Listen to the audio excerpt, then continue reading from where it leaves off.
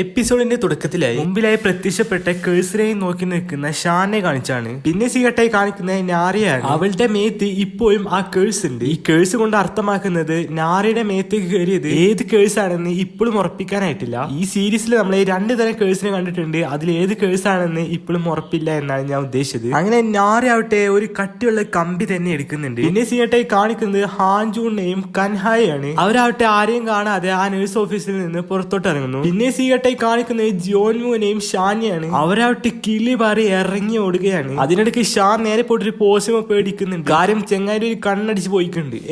Wait നീ ആരാണ്, എന്താണ്, എവിടേക്കാണ് ഒന്നും മനസ്സിലാവുന്നില്ല. ആ സമയമാണ് ഷാൻ പറയുന്നത് ഹാൻജൂണും കൻഹയും നിങ്ങളെ സ്കൂളിലെ ജിമ്മിലുണ്ട് എന്ന്. ആ ഒരു കാര്യം കേട്ട പാടെ ജിയോൻമു ഇറങ്ങി ഓടുകയാണ്. അവിടെ കള്ളത്തെണ്ടി ഒന്ന് നിൽക്കുക, എന്റെ ഒരു കണ്ണടിച്ച് പോയി ഒന്ന് പതുക്കെ പോടാ. പിന്നെ സീങ്ങട്ടായി കാണിക്കുന്നത് ഹാൻജൂണിനെയും കൻഹാനെയാണ്. അങ്ങനെ അവരാവട്ടെ പുറത്തോട്ടേക്ക് നടന്നു പോവുകയാണ്. ഈ സമയം നാരി ഒരു കിടിലെ കമ്പി എടുത്തിട്ട് ഇവരുടെ മുമ്പിലോട്ട് മാസായി വരുന്നു. നാരയെ കണ്ടപാടെ നമ്മുടെ ഹാൻജൂണും കൻഹയും ഞെട്ടിപ്പോകുന്നുണ്ട്. ഇതേ സെയിം ടൈം തന്നെയാണ് നമ്മുടെ ജിയോൻവുയും ഷാനും ആ ജിമ്മിലോട്ട് എത്തുന്നത്. ഇതേ സമയം കൻഹയാവട്ടെ നാരിനോട് ചൂടായിട്ട് നീ എന്തിനാ ചോയിനെ ഇങ്ങനെ കാട്ടിയതെന്ന് പറയുന്ന ആ സമയത്ത് തന്നെയാണ് താഴെ നിന്ന് ഷാൻ ഉറക്കെ വിളിച്ച് പറയുന്നത് സൂക്ഷിക്കാൻ വേണ്ടി. ആ കാര്യം കേട്ട് തിരിഞ്ഞ് നോക്കിയതും നാരിയാവട്ടെ കൻഹയുടെ തലവണ്ട അടിച്ച് പൊളിക്കാനായി വന്നതും ഒരേ സമയമായിരുന്നു. ഭാഗ്യത്തിൽ നമ്മുടെ ഹാൻജൂൺ കയറി കൈ വെച്ചുകൊടുക്കുകയാണ്. അതുകൊണ്ട് മാത്രം കൻഹ അവിടെ രക്ഷപ്പെടുകയാണ്. ഓൺ ദ സ്പോട്ട് ഇവരെ രക്ഷിക്കാനായി ഷാനും ജിയോൻവുയും മേളിലോട്ട് ഓടി വരുന്നുണ്ട്. ഇവിടെ ഹാൻജൂണാട്ടെ കയ്യിൽ അടിയിട്ടത് കൊണ്ട് തന്നെ നല്ല രീതിക്ക് തന്നെ വേദന എടുക്കുന്നുണ്ട്. എടോ അങ്ങോട്ടല്ലേ ഇങ്ങോട്ട്,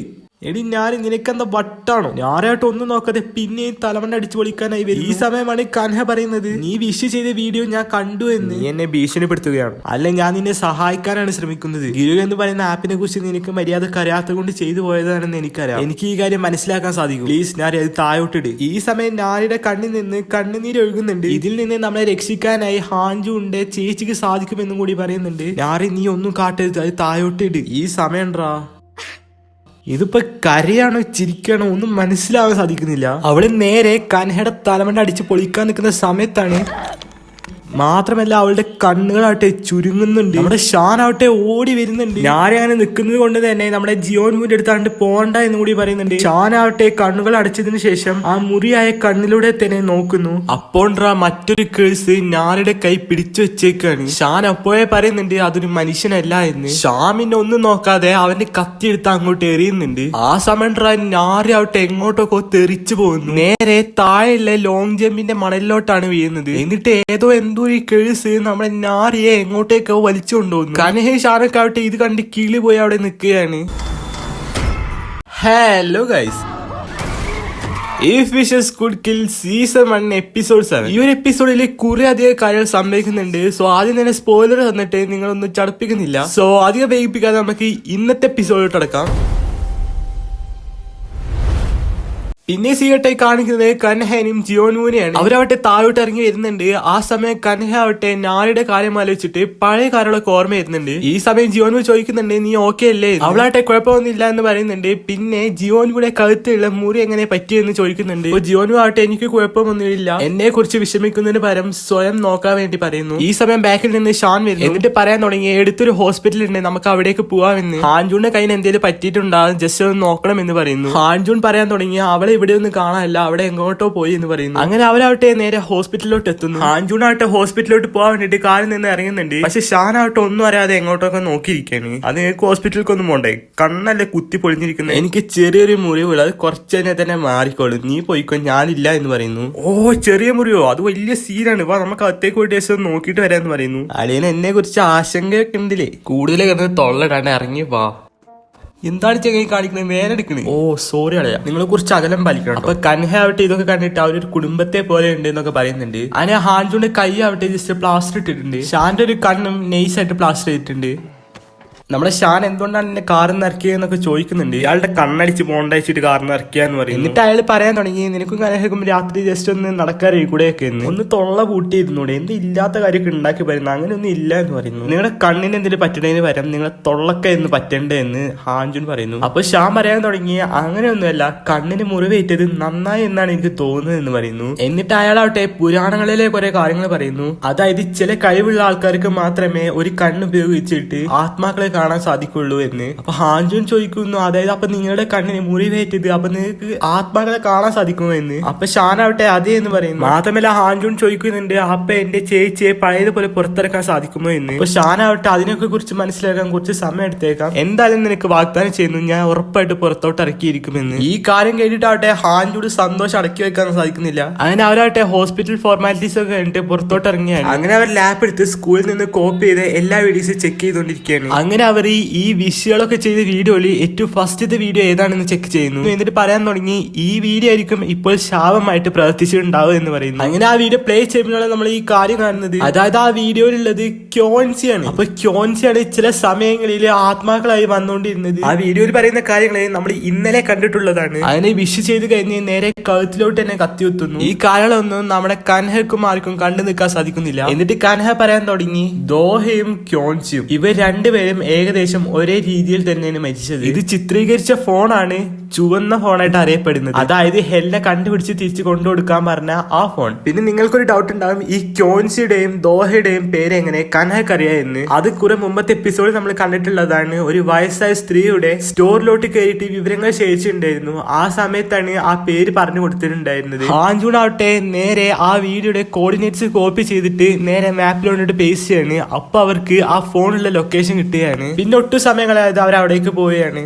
ഈ ശേഖരിച്ച കാര്യങ്ങളൊക്കെ ഹെല്ലിന്റെ അടുത്ത് കൂടി പറയുന്നുണ്ട് ഇവര്. ഈ സമയം ഹെല്ല പ്രത്യേകം എടുത്ത് പറയുന്നുണ്ട്, ആ ചുവന്ന ഫോണ് നിനക്ക് മാത്രമേ എടുക്കാൻ കഴിയത്തുള്ളൂ എന്ന്. ഈ കാര്യങ്ങളൊക്കെ കേട്ടിട്ട് കൻഹ ആവട്ടെ ചെറുതായി പേടിക്കുന്നൊക്കെ ഉണ്ട്. ഹെല്ല അപ്പോഴും എടുത്ത് പറയുന്നുണ്ട്, നിന്റെ കയ്യിൽ ആ ചരട് ഉള്ളിടത്തോളം കാലം ഒരു സോളിലും നിന്നെ അറ്റാക്ക് ചെയ്യാൻ കഴിയത്തില്ല എന്ന്. ഈ സമയം കാറിൽ നിന്ന് ജിയോനു ചോദിക്കുന്നുണ്ട്, എന്താണ് മഴവില്ലെന്ന്. അപ്പൊ ഷാൻ ഒരു ഫോട്ടോ എടുത്ത് കാണിച്ചു കൊടുക്കുന്നു. ആ ഫോട്ടോയുടെ ബാക്കിലായിട്ട് ഒരു മഴവില്ലിന്റെ ചിത്രം കാണിക്കുന്നുണ്ട്. അപ്പോൾ ഷാൻ പറയുന്നുണ്ട്, നമ്മുടെ ലക്ഷ്യം ആ ചുവന്ന ഫോൺ മാത്രമായിരിക്കണം എന്ന്. അപ്പൊ ജിയോനു പറയുന്നുണ്ട്, അതായത് ആ ചുവന്ന ഫോൺ എടുത്തു കൊടുത്തു കഴിഞ്ഞാല് കനഹയ്ക്ക് പിന്നെ പേടിക്കേണ്ട ആവശ്യമില്ല, അതായത് കനഹ മൊത്തത്തിൽ റിക്കവർ ആകുമെന്നാണ് അർത്ഥം എന്ന്. അപ്പൊ ഷാൻ പറയുന്നു, അത് തീർച്ചയായും എന്ന്. അപ്പൊ കനഹ ചോദിക്കുന്നുണ്ട്, ഇത് ശരിയായി കഴിഞ്ഞാല് ഞാറിപ്പായ അവസ്ഥയിലാകത്തില്ലേ എന്ന്. അപ്പോൾ ഷാൻ പറയാൻ തുടങ്ങി, മിയോങ് അവസ്ഥയുള്ള ഏതൊരു വസ്തു നശിപ്പിച്ചു കഴിഞ്ഞു കഴിഞ്ഞാലും അതിനാൽ നശിപ്പിക്കപ്പെട്ട എല്ലാ വസ്തുവും സാധാരണ നിലയിലോട്ടാവുമെന്ന്. ഈ സമയം ജിയോൻബുവും നേരത്തെ കണ്ടുപിടിച്ച ആ സംഭവമില്ലേ, അതിന് നഴ്സിന്റെ ഓഫീസിൽ നിന്ന് കണ്ടുപിടിച്ച ആ സംഭവത്തെ കുറിച്ച് പറയുന്നുണ്ട്. എന്നിട്ട് അതെടുത്തിട്ട് കനഹ കൊടുക്കുന്നുണ്ട്. അതിൽ കാണിക്കുന്നത് ആ മരിച്ച പെൺകുട്ടിയെ കുറിച്ചാണ്. അതില് കഴുത്തിൽ മുറിവേറ്റിട്ടുണ്ട് എന്നാണ് കാണിക്കുന്നത്. അതിലെ പേര് നോക്കുമ്പോൾ ദോഹെറുഗ് ആണ്, അതായത് ഷാൻമാന്റെ കുട്ടി എന്ന് പറയുന്നു. ആ പേപ്പർ ആവട്ടെ നേരെ ഷാൻ കൊടുക്കുന്നുണ്ട്. എന്നിട്ട് അത് ഫോട്ടോ എടുക്കാൻ കൂടി പറയുന്നുണ്ട്. പിന്നെ ചെയ്യട്ടെ കാണിക്കുന്നത് ഒരു സൈക്കോപാത്തിനെ പോലെ നടക്കുന്ന നാരയാണ്. പെട്ടെന്ന് ഫ്ലാഷ് ബാക്ക് കാണിക്കുന്നു. അന്ന് ദോഹയെ മരിക്കുന്നതിന് മുമ്പ് ഒരു വിഷ് ചെയ്തിട്ടുണ്ടായിരുന്നു അതേ ആപ്പിൽ തന്നെ. ആ വിഷ് എന്താണെന്ന് വെച്ചാൽ ക്യോൻസിക്ക് കിട്ടിയ അതേ ശാപം അത് എന്നിലൂടെയും നടക്കട്ടെ എന്നാണ്. അതോടെ ആ ഫ്ലാഷ് ബാക്ക് കട്ടാവുന്നു. പിന്നെ നാരിനെ നടന്നുകൊണ്ടിരിക്കുന്ന സമയത്ത് ഒരു ഗ്ലാസ്സിലൂടെ നോക്കുമ്പോഴാ ആ ഗ്ലാസ്സിൽ കാണാൻ സാധിക്കുന്നത് നമ്മുടെ ദോഹെറുവിനെയാണ്. വിച്ച് മീൻസ് നമ്മുടെ നാരിയുടെ മേത്തുള്ളത് ദോഹയാണ്. അവള് നടന്നുകൊണ്ടിരിക്കുന്നത് ദോഹയുടെ ആ ഗ്രാമത്തിലോട്ടാണ്. ഇതേ സമയം തന്നെയാണ് ഷാനും ആ സ്ഥലത്തോട്ട് എത്തിക്കൊണ്ടിരിക്കുന്നത്. അത് മാപ്പ് നോക്കി. ഈ സമയം ഷാന്റെ കോമ്പസ് ആവട്ടെ ദിശയില്ലാതെ കറങ്ങിക്കൊണ്ടിരിക്കുകയാണ്. ഈ കാര്യം കണ്ട് എല്ലാവരും പേടിക്കുന്നു. അപ്പൊ ഷാൻ പറയാൻ തുടങ്ങി, പേടിക്കണ ഞാൻ നിങ്ങളൊപ്പം ഉണ്ട് എന്ന്. ഇവര് പോയോണ്ടിരിക്കുന്ന സ്ഥലമാവട്ടെ ഒരുമാതിരി വീട് പിടിച്ച സ്ഥലമാണ്. ഇതേ സമയം ഇവര് പോയോണ്ടിരിക്കുന്ന മാപ്പിന്റെ ആ ഒരു ലൊക്കേഷൻ ആവട്ടെ ദിശയില്ലാതെ കറങ്ങിക്കൊണ്ടിരിക്കുകയാണ്. അവർക്കാവട്ടെ ഒന്നും മനസ്സിലാവുന്ന പോലില്ല.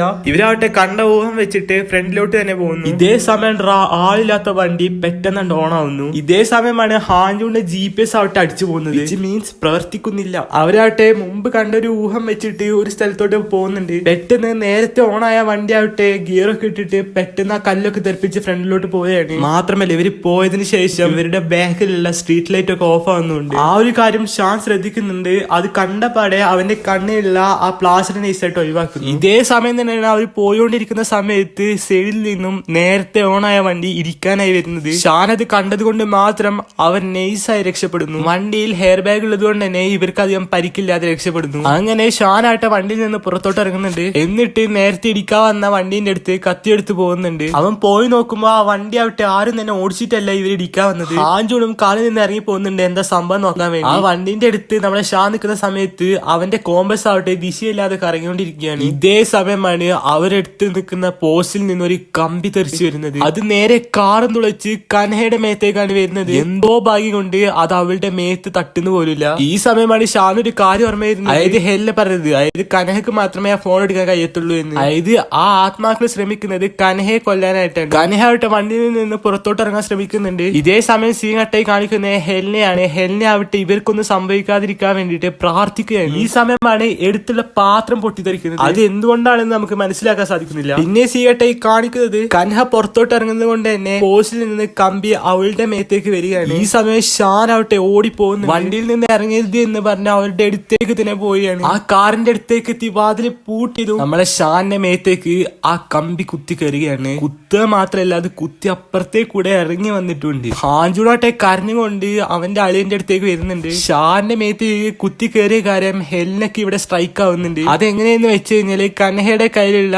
ആ ചെറുട് കൊണ്ടാണ്. ഷാന്റെ ശരീരത്തിൽ നിന്ന് ഓവറായിട്ട് ബ്ലഡ് പോകുന്നത് കൊണ്ട് തന്നെ ഹാജുണാവട്ടെ അവന്റെ കോട്ട് ഉപയോഗിച്ചിട്ട് ബ്ലഡ് വരുന്നത് തടയുന്നുണ്ട്. നമ്മുടെ ഷാൻ അപ്പോഴും പറയുന്നത് എനിക്ക് കുഴപ്പമൊന്നുമില്ല എന്ന്. ഷാമിനെ വേദന സഹിച്ചുകൊണ്ട് പറയുന്നു നിങ്ങൾ അത് ചെയ്യണമെന്ന്. അതായത് കനഹയോടാണ് പറയുന്നത് നിങ്ങൾക്ക് മാത്രമാണ് അത് ചെയ്യാൻ കഴിയുക. ചുവന്ന ഫോൺ കണ്ടെത്തി ഹെലിനയുടെ അടുത്തേക്ക് മടങ്ങുക. എന്നിട്ട് ഹാൻജൂണാവട്ടെ ഷാന്റെ കയ്യിലുള്ള ആ കത്തി എടുത്തിട്ട് ജിയോനുവിന്റെ കയ്യിൽ കൊടുക്കുന്നുണ്ട്. എന്നിട്ട് ഷാൻ അതിങ്ങനെ പ്രവർത്തിക്കുന്ന കാര്യങ്ങളൊക്കെ പറഞ്ഞു കൊടുക്കുന്നുണ്ട്. എന്നിട്ട് ജിയോനുവിന്റെ അടുത്ത് പറയുന്നുണ്ട് കനഹയെ സംരക്ഷിക്കണമെന്ന്. കാര്യം കനഹക്ക് മാത്രമേ ആ ചുവന്ന ഫോൺ പിടിക്കാൻ കഴിയത്തുള്ളൂ. അവ പിന്നെ സമയം കളയാതെ അവിടെ നിന്ന് പോകുന്നു ആ ചുവന്ന ഫോൺ കണ്ടുപിടിക്കാനായി. ഇതേ സമയം ഹാൻജുണാട്ടെ ഫുള്ള് കരച്ചിലാണ്. അവൻ പിന്നെ ഒട്ടും സമയം കളയാതെ നേരെ ഹോസ്പിറ്റലിലോട്ട് വിളിക്കുന്നുണ്ട് ഒരു ആംബുലൻസ് ആയിട്ട് വരാൻ വേണ്ടി. നമ്മുടെ ജിയോൻവോയും കനഹയും ഒട്ടും സമയം കളയാതെ ഓടിക്കൊണ്ടിരിക്കുകയാണ് അതേത് ആ സ്ഥലത്തോട്ട്. ഇവിടെ നോക്കുകയാണെങ്കിൽ ഷാ കുറച്ച് ഇമോഷണൽ ആവുകയാണ്. അപ്പൊ ജോനു പറയുന്നുണ്ട് ഒന്ന് മുണ്ടാതിരിക്കാൻ വേണ്ടി, നിങ്ങൾ എന്റെ ചേച്ചി പുറത്തു മറക്കുമെന്ന് പറഞ്ഞതാണ്, ഇനി എന്നെ ഒറ്റക്കാക്കി പോയരുത് എന്ന് പറഞ്ഞിട്ട് ഭയങ്കര ഇമോഷണൽ ആവുകയാണ്. ഇതേ സമയം സീൻ കട്ടായി ജിയോൻവോയും കനഹയും കാണിക്കുകയാണ്. ജിയോൻവോ കറക്റ്റ് ആയി ഒരു വഴി കണ്ടുപിടിക്കുന്നുണ്ട്. അതായത് ആ കോമ്പസ് ഉപയോഗിച്ചിട്ട്. ഈ കോമ്പസ് ഉപയോഗിക്കുന്ന ആൾക്കാർക്ക് കറക്റ്റ് ആയി വഴി കണ്ടുപിടിക്കാൻ കഴിയും. അങ്ങനെ അവരാവട്ടെ അടുത്തുള്ള ഒരു ബിൽഡിംഗിൽ കയറി നോക്കുന്നുണ്ട്. അതിന് അവിടെ ഒന്നും ഇല്ലാത്തതുകൊണ്ട് തന്നെ അവിടെ നിന്ന് ഇറങ്ങി വരുന്നു. അങ്ങനെ അവരുടെ തിരിച്ചിൽ പിന്നെയും തുടങ്ങുകയാണ്.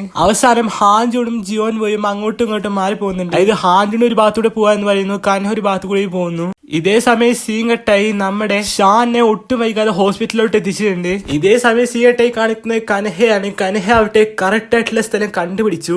എന്നിട്ട് ജിയോൻവോനെ അങ്ങോട്ടേക്ക് വിളിക്കുന്നുണ്ട്. കനഹ ആവട്ടെ എടുത്തോട്ട് പോയി പണി വാങ്ങുന്നതിന് പകരം അത് കറക്റ്റ് തന്നെയാണെന്ന് ശരിയാക്കാൻ വേണ്ടിട്ട് സൂം ചെയ്ത് നോക്കുന്നുണ്ട്. അങ്ങനെ ഫോട്ടോ എടുത്ത് ഉറപ്പിക്കുന്നുണ്ട് അതാണ് സ്ഥലം എന്ന്. ഇതേ സമയം സീൻ കട്ടായി ഹോസ്പിറ്റലിൽ നിന്ന് ഹാൻജൂൺ ആവട്ടെ അവന്റെ ചേച്ചിക്ക് ഫോൺ വിളിക്കുന്നുണ്ട്. എന്നിട്ട് അവൻ കരഞ്ഞുകൊണ്ട് പറയുന്നുണ്ട് ഷാൻ ഹോസ്പിറ്റലാണ് എന്ന്, എനിക്കൊന്നും ചെയ്യാൻ കഴിഞ്ഞില്ല. അപ്പൊ ഹെലിനെ പറയാൻ തുടങ്ങി അതൊരിക്കലും നീ കാരണമായതല്ല, നീ ഒരിക്കലും അങ്ങനെ ചിന്തിക്കരുത് എന്നും കൂടി പറയുന്നുണ്ട്. ഇതേ സമയം സീൻ കട്ടായി ജിയോൻവുയും കനഹയും അവരുടെ ആ റൂമിലോട്ട് കയറാൻ നോക്കുകയാണ്. ജിയോൻവു നോക്കുമ്പോൾ ആ വാതിലിന്റെ അടുത്തുള്ള പാലത്തിന്റെ ബാഹ്യ ഭാഗം പൊളിഞ്ഞിരിക്കുകയാണ്. കനഹയായിട്ട് ആ പാലത്തിലേക്കുള്ള വഴി കൂടി കണ്ടുപിടിക്കുന്നുണ്ട്. ഇവര് അതിലൂടെ കയറി നടക്കുന്ന സമയത്ത് അതവിടെ പഴകിയിട്ടാകെ പൊട്ടാറായ പാലമാണ്. നമ്മളെ ഹാൻജു പറയുന്നുണ്ട് സൂക്ഷിക്കാനായി. അവര് നടക്കുന്ന സമയത്ത് ആ പാലമായിട്ട് വലിയ രീതിയിൽ കുലുങ്ങും. ഈ സമയം ജിയോൻവു കനഹക്കൊന്നും പറ്റാതിരിക്കാൻ വേണ്ടിയിട്ട് അവൻ ആദ്യം പോവാ എന്ന് പറയുന്നു. അപ്പൊ കനഹയാട്ടെ ഞാൻ പോയിക്കോളെ എനിക്ക് കുഴപ്പമൊന്നുമില്ല എന്ന് പറയുന്നു. അങ്ങനെ അവർ ആ പാലം പൊട്ടിയ ഭാഗത്തോട്ട് എത്തുന്നു. എത്തിയപാട് കനഹ പറയാൻ തുടങ്ങി ഓ ഇനി വൈയില്ലേ, ഇനി ഇത് ചെയ്തേ പറ്റുള്ളൂ എന്ന് പറയുന്നു. എന്നിട്ട് ജിയോനുവിനെ ബാക്കോട്ടേക്ക് തള്ളി മാറ്റുന്നുണ്ട്. വിച്ച് മീൻസ് കനഹക്ക്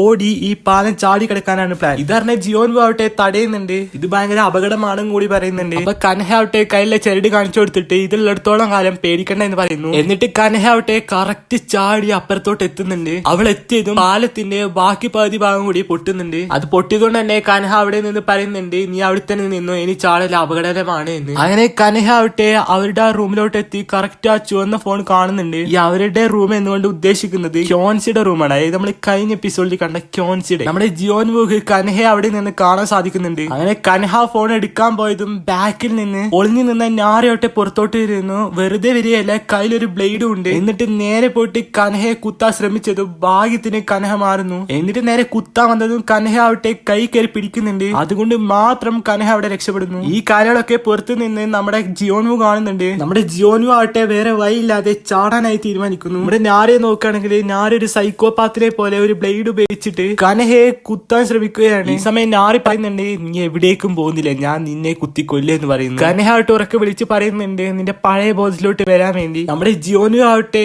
ചാടാനാവട്ടെ നല്ല പേടിയാണ് അവനക്ക്. അത് നമ്മൾ മുമ്പത്തെ എപ്പിസോഡിൽ കണ്ടിട്ടുള്ളതാണ്. അങ്ങനെ മുമ്പ് കനഹ പറഞ്ഞിട്ടുള്ള മോട്ടിവേഷൻ ആവട്ടെ കണ്ണടച്ച് ആലോചിച്ചിട്ട് ജിയോനു ആവട്ടെ കനഹയേക്കാൾ ദൂരത്തിൽ ചാടുകയാണ്. ഇതേ സമയം അവൻ കോമ്പസ് പിടിക്കുന്നത് കൊണ്ട് തന്നെ നാരിയെ കാണാൻ സാധിക്കുന്നത് ആ കേഴ്സിന്റെ രൂപത്തിലാണ്. നമ്മുടെ ജിയോനുവിടോ കൻഹയല്ലേ കുത്താൻ ശ്രമിക്കുന്നത്, ഒന്നും നോക്കാതെ നേരെ പോയിട്ട് ആ കേഴ്സിനെ കുത്തുകയാണ്. കുത്തി കഴിഞ്ഞപ്പോഴല്ല അവനക്ക് മനസ്സിലായത് അത് നാരിയായിരുന്നു. ആ കുത്ത് കിട്ടിയതുകൊണ്ട് തന്നെ നാരി പഴയ ബോധത്തിലോട്ട് വരുന്നുണ്ട്. നാരി ആവട്ടെ വേദനയോടെ ബാക്കിലോട്ട് ചാരി നിൽക്കുന്നുണ്ട്. എന്നിട്ട് ആ കുത്തിയ കത്തിയാവട്ടെ പറിച്ചെടുക്കുന്നുണ്ട്. അവളുടെ ആ പോകുന്ന രക്തത്തിലാവട്ടെ മുൻപ് കേറിയ ആ ചെരടും കൂടി കാണാൻ കഴിയുന്നുണ്ട്. നാരി ആവട്ടെ വേദന സഹിക്കാതെ അവിടെ കരയുകയാണ്. ഇതേ സമയം കൻഹ ഫോൺ എടുക്കാൻ നിൽക്കുന്ന സമയത്താണ് ശ്രദ്ധിക്കുന്നത് ആ ഫോണിന്റെ ഒരു ഭാഗത്ത് വെട്ടി കിട്ടിയിട്ടുണ്ട്. എന്നാലും ആൾ ആ ഫോൺ എടുക്കുന്നുണ്ട്. എന്നിട്ട് തിരിഞ്ഞുകൊണ്ട് നാരിന്റെ അടുത്ത് ചോദിക്കുന്നുണ്ട് ഇത് നാരി തന്നെയല്ലേ എന്ന്. നാരി പറയാൻ തുടങ്ങി നമ്മൾ എങ്ങനെയാണ് ഇങ്ങനെ അവസാനിച്ചത് എന്ന്. കാര്യം അവൾക്ക് മുമ്പത്തെ കാര്യങ്ങൾ ഓർമ്മയില്ല.